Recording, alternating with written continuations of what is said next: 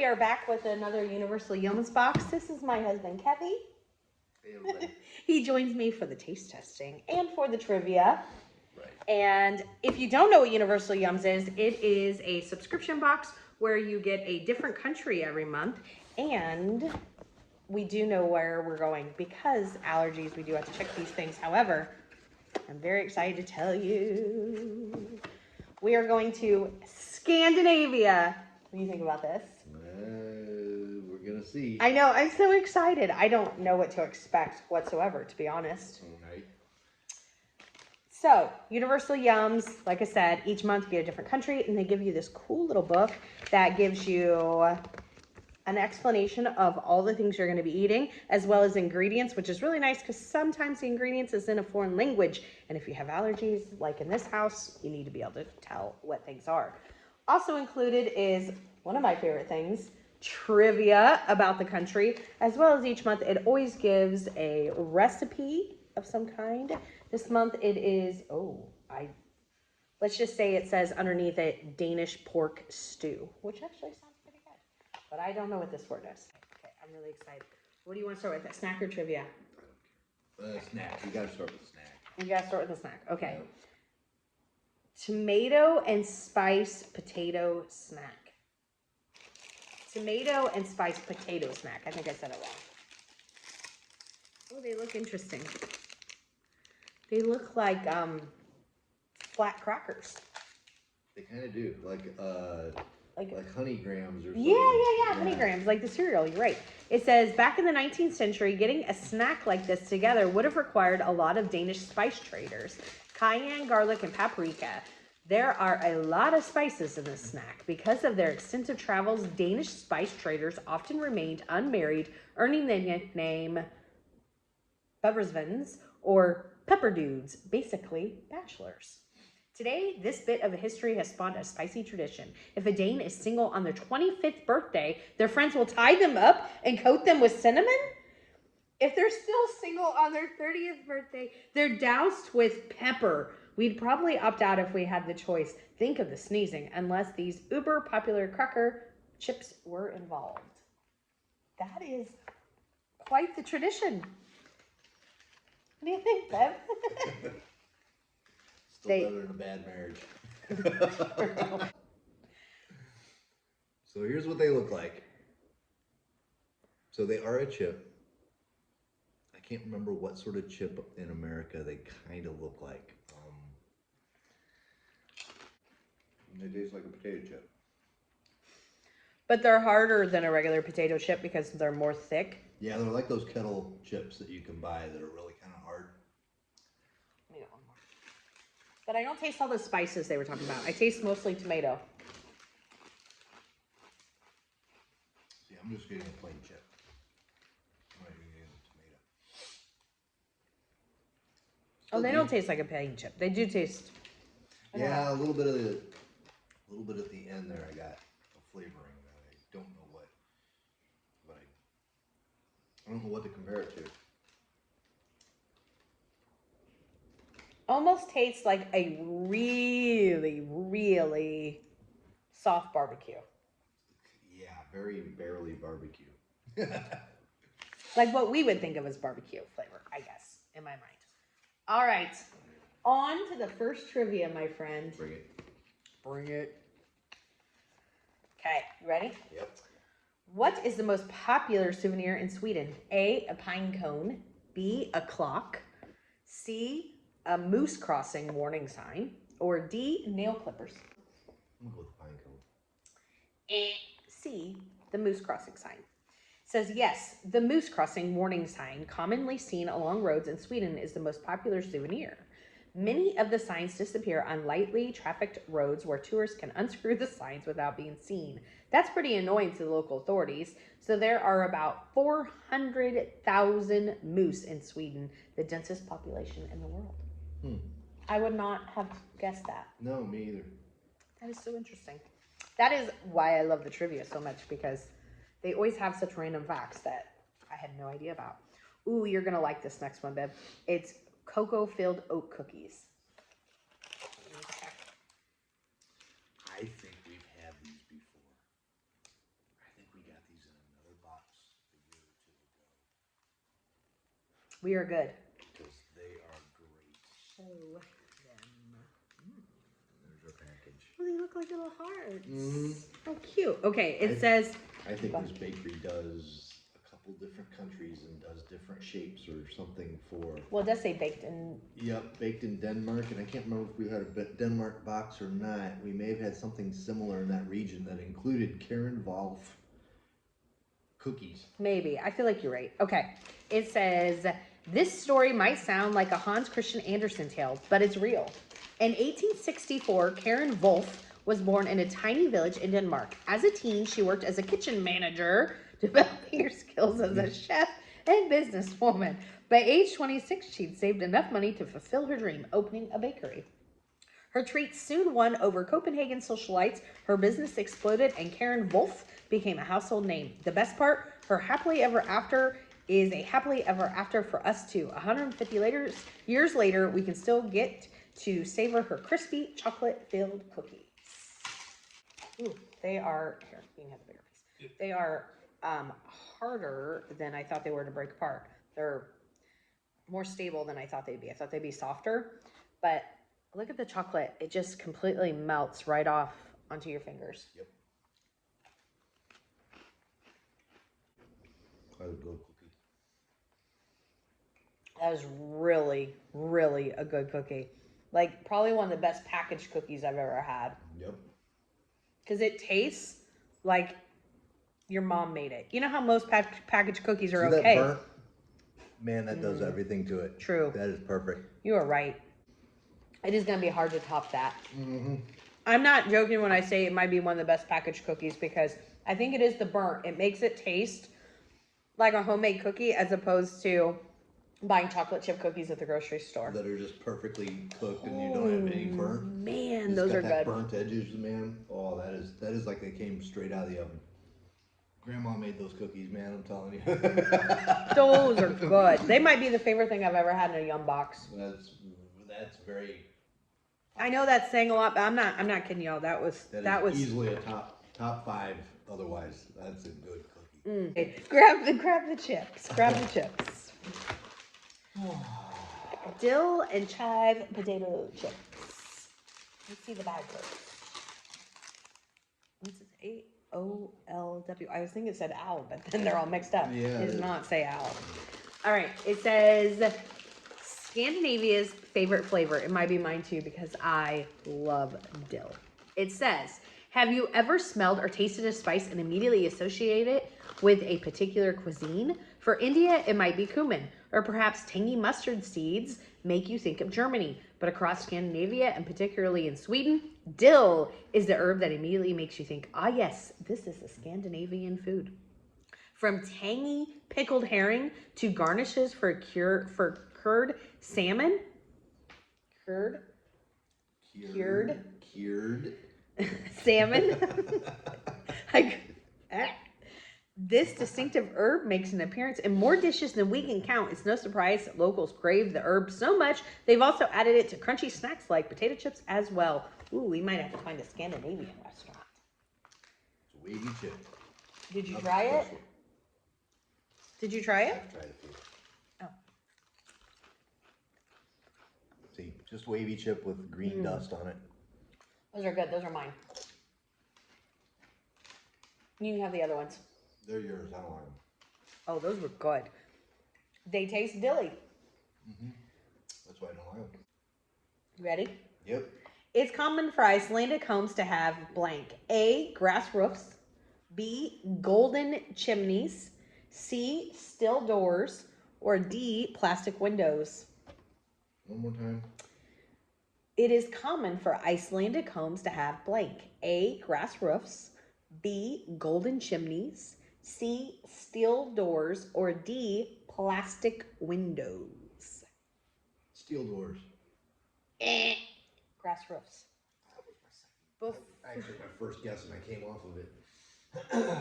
It I says, don't know why, but yeah. I don't know either. It says A, before we get to the bottom of this surprising fact, we need to mention one unsurprising fact. Iceland is cold. The winter temperatures dropping as low as -22 Fahrenheit. Early Icelandic settlers had to get extra creative when insulating their homes. Their medium of choice, grass. Original turf homes were completely covered with grass except for the door. Modern versions are partially covered, mainly on the roof. Talk about living green. That was their joke, not mine. I know. All right, next up. Oh, we can't go a month without some gummies. It is raspberry gummy skulls. Skulls? This was not an October box. That's interesting. All right, let's see the bag. Oh, Bubs gummy skulls. The skull looks like an octopus to me. You know, it's got the little bones and the eye. Oh, okay. Yeah. Well, I didn't see that time. All right, you ready? Yeah. Sweet and sour. Okay. And super chewy. In Sweden, citizens have the right to roam, meaning they can legally walk, hike, swim, and most importantly, pick berries on any land, public or private. Locals take full advantage of this policy, spending hours combing Sweden's dense forest for fresh berries, from tart blueberries, a favorite of the Scandinavian brown bear, to super sour loganberries, to sweet orange cloudberries. I don't know what an orange cloudberry is. The most coveted variety, wild raspberries. With these juicy, chewy raspberry gummies, we're granting your taste buds the right to roam the Swedish forest. Let me see. These are actually good. Okay. They're kind of the consistency of a circus peanut. Oh. Yeah, so it's not gummy like your Haribo's. This is different. They you look kind of like, see they got the skull shape and the skull. They got the little bones in the eyeballs. you know, they look like the little Pac-Man ghosts. A little bit. Like if you're looking at it from here or whatever, it looks like the little Pac-Man ghost. Okay. And not too sour. That was perfectly timed. I was expecting much more sour. These are tasty. Yours. I don't hate them. I don't hate them. They're good. They have a great raspberry flavor, and I love raspberry. But maybe I got an extra strawberry one. I don't know what you were talking about.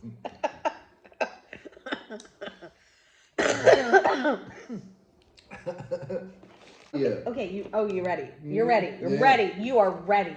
In 2008, Norway knighted A, penguin, B, tiger, C, a boar, or D, an Arctic fox. You gotta go with the fox, right? Number 4, it's a penguin.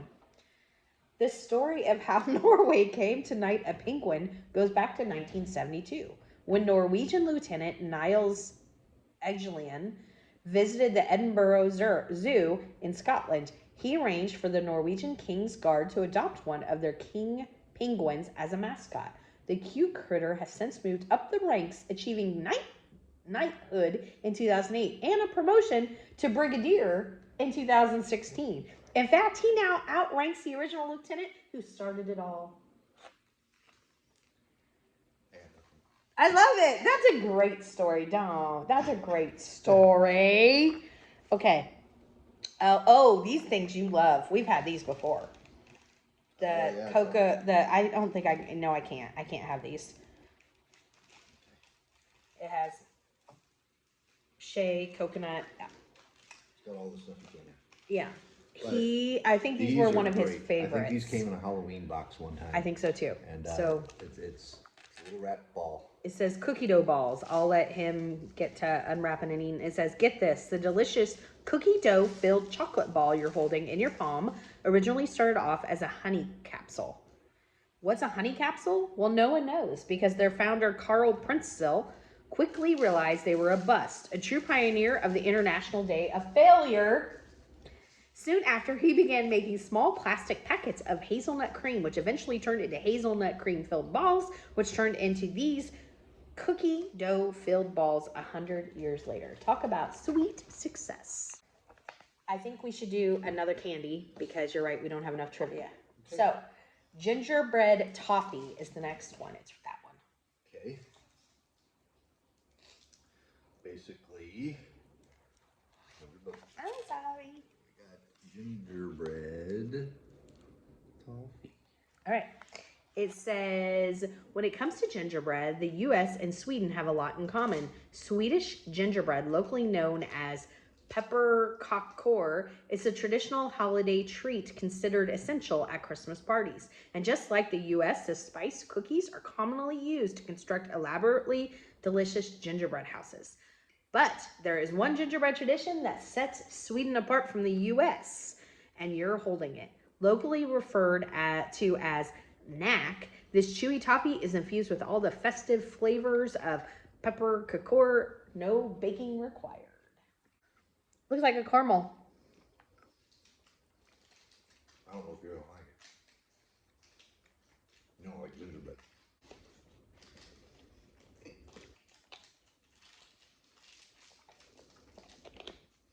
That was a little too holiday spice for me. I have liked some of the gingerbread that's come in the boxes, but the more lightly flavored. There's certain spices that are in that family, clove and nutmeg and all that, that if they are heavy-handed, I do not like in anything. All right, we are gonna finish the yum bag because we only have one left, and trivia-wise, it just makes sense. So the last one is brown butter truffles. Brown butter truffles, and I can have these, and I'm really excited. We've not had this before, but I like brown butter. Yep. All right, so it says, the secret spice that makes all Swedish food delicious isn't a spice at all. If you haven't already guessed by the name of this yum, we'll tell you, it's browned butter. By gently simmering it, the ingredient lightly caramelizes, creating a warm, nutty, decadent flavor that goes amazingly in sauces and in Swedish meatballs, baked into cookies, and transformed into luscious chocolate truffles like this. So basically, it's a brown ball, like a truffle. Yep. Again, just like the other one we showed you. Let's see what the flavor is. It's very good. I don't know if I would have identified it as brown butter. It's just like a really creamy, Yep. sweet, almost tastes like a condensed milky flavor cream in the center of it. Yeah, I think that's the chocolate around the outside that you're tasting more than any sort of brown butter flavored. I mean, it's there, but the chocolate overpowers it, I think. Oh, maybe. Yeah. It is very good. Don't let us fool you. It is that is very, very good. That's yummy. But I just don't know if I would have been able to identify it as brown butter. But I do like the filling in the center. Right. All right, now, my friend, Go ahead. it is time for trivia.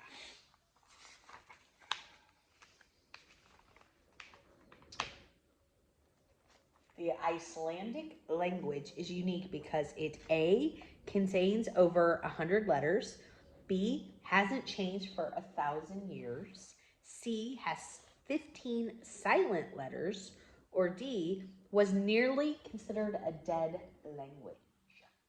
I'm gonna go silent letters. Okay, number 5 is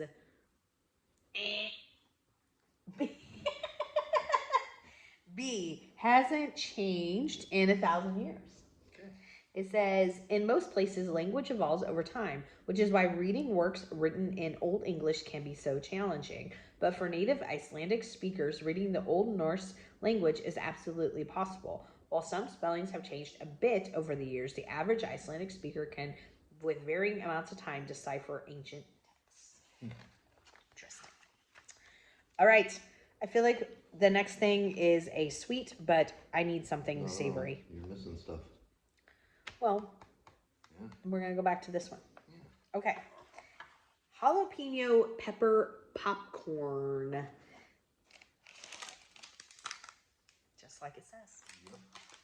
All right. It says, we have a wonderful man named Claus Pilgard, aka Chili Claus, to thank for this wonderful yum. In the early 2000s, Danish-born Claus Pilgard first tasted spicy food as a university student in London.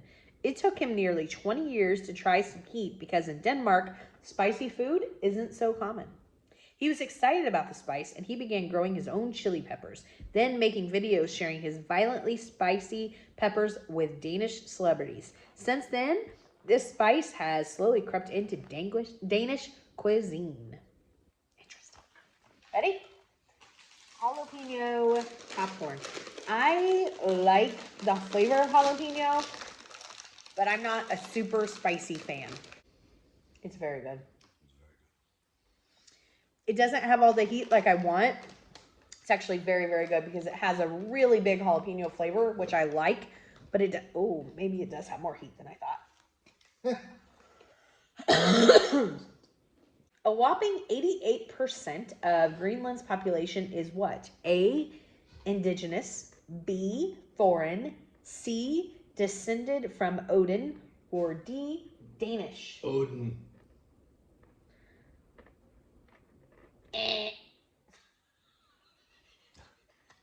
It's A, indigenous.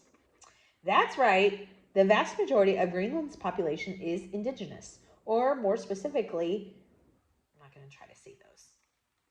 Each group of people have their own unique language, but many of them also speak Dutch, and Danes make up for the remaining 12% of the population. While these people maintain a respect for their ancient culture and heritage, they live much the same way as the rest of the world.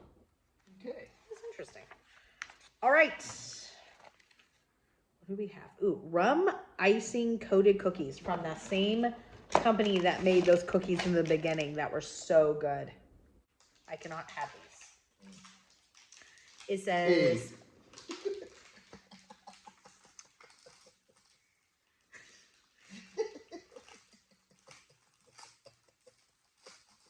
At least me that I get to have them all. I know what that means. It says, in Denmark, sweets are practically a national pastime. In fact, it's likely you've already tasted Danish cookies without even realizing it. You know those big tins of butter cookies you see during the holidays or in your grandmother's house? The tin that should be full of cookies, but is actually full of sewing supplies? Those are Danish butter cookies. Personally, we think these cookies, iced with delightful and alcohol-free rum flavor, are even better. They look like itty bitty Pop-Tarts. They do kind of look like a little bitty Pop-Tart. They're cute. Very mild rum flavor to a Danish butter cookie like Grandma had in her little tin. Okay. That's pretty much what it is. No, I feel you, muchacho. Okay. Not as good as the chocolate oat cookies, but a good cookie. Well, you can have those and I'll take those. No, I'm kidding. I'm kidding. We don't fight over those. I know. I'm just teasing. I'm just teasing. Okay. I was saying earlier that Universal Yums has upped their game with including something that is not food related. I don't know if they're going to start doing it in all the boxes, but they did it in the Greece box too. They included an alphabet of the Greek alphabet in flashcard form. This one, it's a game. So the game is spelled G-N-A-V, and it says, play one of Scandinavia's oldest games. Get ready to hop into the time machine because we're headed to the 1820s. If you were a Danish or Norwegian sailor in those days, odds are you'd be passing the time with a game called Nav, G-N-A-V. Traditionally played with either a deck of cards or a set of wooden pieces, this game is part luck, part strategy, and can be played with up to 10 people. You can play this on game night. While the game has fallen out of popularity in modern times, playing a round or two of Nav will instantly transport you back in time and give you a great idea of how people once had fun in Scandinavia. We'll have to read the directions and see if we can get some of our friends to play this for game night. Just one round. Just one round. Okay. We got one more. Raspberry-filled dark chocolate. I hope this is good. I hope I can eat it. Please let me. Please. Okay, go ahead and grab it. I'm sending the karma gods good vibes to myself so that I can have it. Because I haven't checked the ingredients. Okay. Yes! I can have it. Okay. It says, Danes love their raspberries. They love them in Hindesminiter, a mouthful of a word, but basically a fancy Pop-Tart. Pop-Tart. I was just talking about Pop-Tarts. They love them in cold pudding.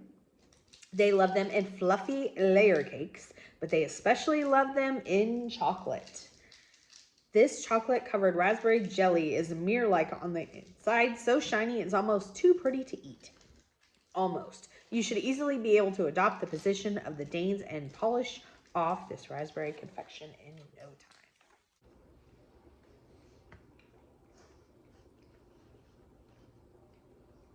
It's really different than I thought it was going to be. The jelly is good, the chocolate is good, but it's more like a gummy that's covered in chocolate than like what we're used to as a jelly-filled candy, if that makes sense. It's very, very gummy filling. Like you've covered a gummy. Yeah, the jelly on the inside definitely holds form as you're mashing it around. It breaks apart, not like a gummy. It doesn't, you have to chew hard to get through it, but it holds together. So it's got a lot of gelatin probably holding this gummy. Oh, good. It is good. Really good. It is good. I would say Scandinavia did a pretty good job. What do you think, Ben? Yep. All right. What was your favorite? Aside from our oat cookies, and because I never choose a gummy, I'm gonna go with little raspberry skulls. You can have those. Besides the oat cookies, which were just an automatic given that Kevin and I will probably fight over at some point. I'm gonna say the dill pickle chips. These were really good, but I love dill, so. See, and I don't You can have the gummy skulls, and I'll take that. All right. So I would ask you where we're going next, or where to guess where we're going next, but we are 3 boxes behind. So you will see us again in just a few minutes. If you see us in the same clothes, we do change on a regular basis. We're just filming back to back to try to get caught up on our boxes. So we will Holidays see you put us again. behind. Holidays put us behind. Thanks, Bob. We will see you guys in just a few minutes. Bye, everybody.